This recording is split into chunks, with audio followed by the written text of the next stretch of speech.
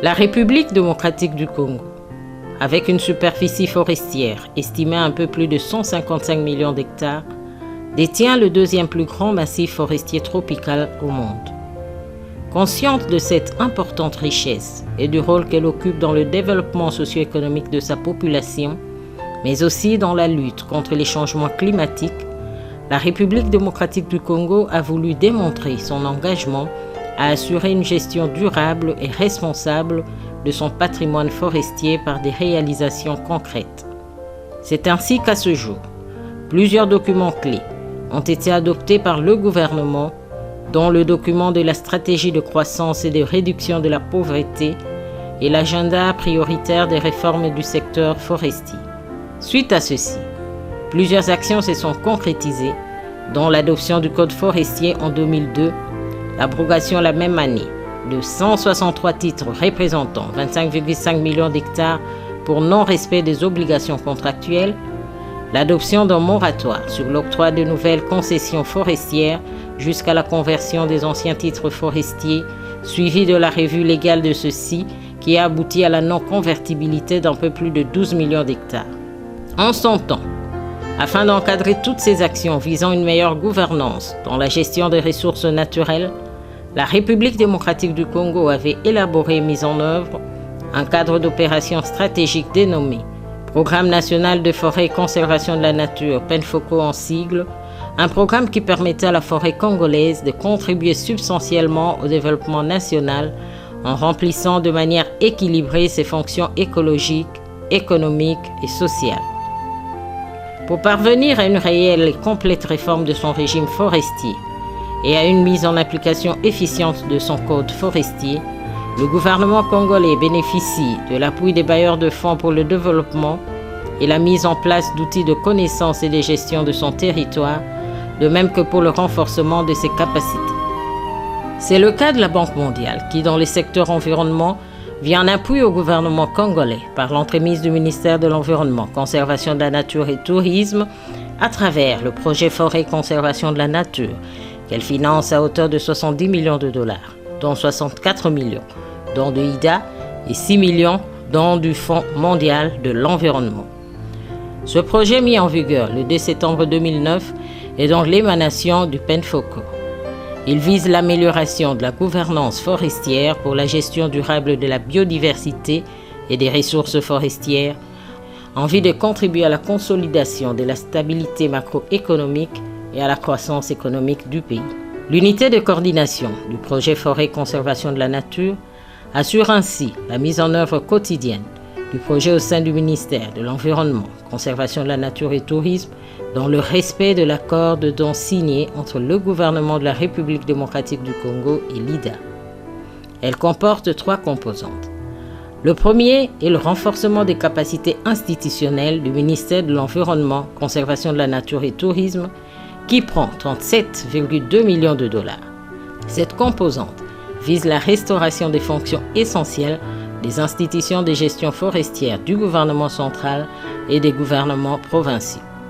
Elle soutient la réhabilitation des infrastructures de base au niveau central, provincial, des districts et des territoires, la fourniture des équipements et des matériels nécessaires pour les ministères de l'Environnement nouvellement créés en province et la création de nouveaux systèmes de gestion. Cette composante met aussi en place les outils nécessaires à la gestion efficace de forêts et à la mise en application des politiques forestières, y compris de nouveaux systèmes de gestion des données sectorielles, tels le système d'information géographique, SIG en sigle, et le système d'information de gestion forestière, SIGF en sigle.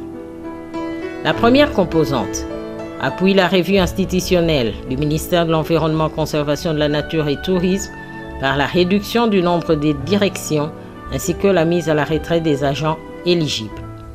Très bonne impression, d'autant plus que la Banque mondiale n'a cessé de soutenir les actions dans le domaine de la conservation de la nature et pour ne pas s'arrêter simplement au niveau des effets sur terrain, elle a pensé doter les services des bureaux qu'il faut pour très bien faire leur travail. C'est ainsi qu'ils ont réhabilité l'ancien bureau de la coordination provinciale de l'environnement Mais avant de réhabiliter celui-là, ils ont commencé par construire un nouveau à la coordination provinciale. Ensuite, ils ont réhabilité celui-là, qui va abriter à la fois le commissariat provincial à l'environnement, le Fonds forestier national et une troisième structure, toujours qui est appuyée par la Banque mondiale. Et nous sentons que la Banque mondiale est en train de nous accompagner, nous, une des provinces essentiellement forestières, et où le gros de l'exploitation forestière de la partie nord-ouest se fait. Nous sentons que la Banque mondiale est en train de nous accompagner pour que cette exploitation se fasse dans les normes et que la forêt soit aussi conservée, ainsi que les autres espèces, la faune et tout le reste. Vous avez la preuve, il y a les bâtiments qui sont en train d'être réhabilités et il y a aussi les équipements qui suivent. Ils ne se sont pas arrêtés seulement au bureau de la coordination, il y a même des écoles qui ont été réhabilitées dans ce cadre-là et même des centres de santé. Que déjà, il y a un bâtiment qui est construit pour la province de l'Équateur. Donc aussi les trois provinces, la province de l'Équateur aussi se réjouit pour les bâtiments. Donc, en dehors de nous, de l'Équateur ici, nous avons aussi nos districts et des territoires. Et quand vous allez arriver soit à Bikoro, vous verrez que la Banque mondiale a fait quelque chose. Ce qui signifie qu'il a contribué pour notre province. On est très content de ce qu'il a fait pour nous ici à l'Équateur. Nous avons quitté l'ancien bâtiment. Nous sommes maintenant au nouveau bâtiment qui a été construit par la Banque mondiale. Avec ces renforcements institutionnels, c'est là maintenant on se réjouit. Je suis très content. Le bureau, nous l'occupons déjà. C'est un bureau qui nous arrange bien, compte tenu de son état, parce qu'auparavant, nous occupions un ancien bâtiment construit depuis l'époque de la colonisation. Mais aujourd'hui, avec ce nouveau bâtiment, vraiment, ça nous arrange bien. Nous sommes très contents de la manière dont nous occupons actuellement ce bureau-ci. En second lieu, il y a la deuxième composante qui est la participation de la communauté à la gestion de la forêt, qui prend 20,8 millions de dollars, y compris 1,9 million de dollars du Fonds mondial de l'environnement. Cette deuxième composante donc est mise en œuvre dans 4 paysages forestiers situés dans les 3 provinces pilotes du projet. Salonga Sankuru Lukeni, dans la province de l'Équateur et dans la province de Bandundu, Lac Tumba, en Équateur, Maringalo Poriwamba, dans la province de l'Équateur encore, et Ituri, Epulu et Aru, dans la province orientale. La composante vise à accroître la participation des populations locales à la gestion des ressources forestières à travers le zonage participatif des régions boisées et à aider les communautés dépendantes de forêts à planifier, à financer et à mettre en œuvre des initiatives de développement fondées sur la demande et axées sur les infrastructures de base, la gestion des terres et la diversification économique. Enfin, la dernière composante, qui est la gestion des aires protégées, qui prend 4,1 millions de dollars, dont du Fonds mondial de l'environnement, poursuit le renforcement des fonctions administratives de l'ICCN et l'aide à la réhabilitation du parc national de Maïko. Le temps d'exécution du projet Forêt Conservation de la Nature va du 2 septembre 2009 au 30 juin 2015, avec pour responsable de projet Simon Riedberger. Après un peu plus de 2 ans d'existence, le chef de projet Forêt Conservation de la Nature auprès de la Banque mondiale a fait le déplacement de la République démocratique du Congo en novembre 2012 dans le cadre de la revue à mi-parcours pour se rendre compte des résultats atteints jusqu'alors par cette agence d'exécution de la Banque mondiale, de partenaires privilégiés qui s'activent à appuyer la République démocratique du Congo dans plusieurs projets. Les 10 projets accompagnés de leur montant d'affectation rehaussent le prestige de cette institution de Bretton Woods. Dans les 3 provinces pilotes, à savoir Bandundu, Équateur et province orientale, Simon Riedberger a pu palper du doigt les réalisations et côtoyer les populations bénéficiaires.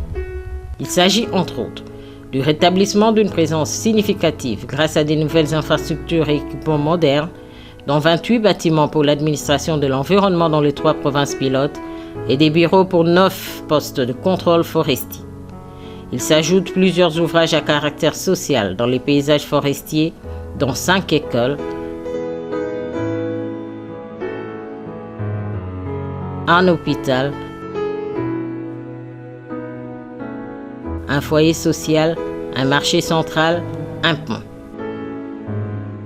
Je ne peux que remercier sincèrement et profondément la Banque mondiale. Parce que sans cet appui-là, je crois que je n'aurais pas réalisé dans ce bref délai le projet que j'avais en tête depuis de longues dates. Je remercie beaucoup la Banque mondiale pour ce qu'il a fait. J'avais un bâtiment qui était là. Il a réhabilité ce bâtiment, il m'a mis des équipements. Et très bientôt, avec la collaboration des religieuses du Sacré-Cœur, nous allons démarrer déjà la section coupe et couture avec les filles mères et les mamans. Il y aura aussi une section production coupe et couture. Et dans la deuxième phase aussi, je vais faire un centre informatique pour les jeunes. Et vous savez, il y a des femmes, des filles qui sont ici, qui ont fait des études, qui n'ont pas réussi leurs examens d'État. Il y a des enfants qui ont envie d'étudier, apprendre un métier, essayer de trouver un petit travail. Nous allons mettre à leur disposition ce centre-là informatique pour pouvoir les aider à avoir un métier et à pouvoir trouver un peu de travail. Et dans la troisième phase, j'ai beaucoup de projets pour les mamans.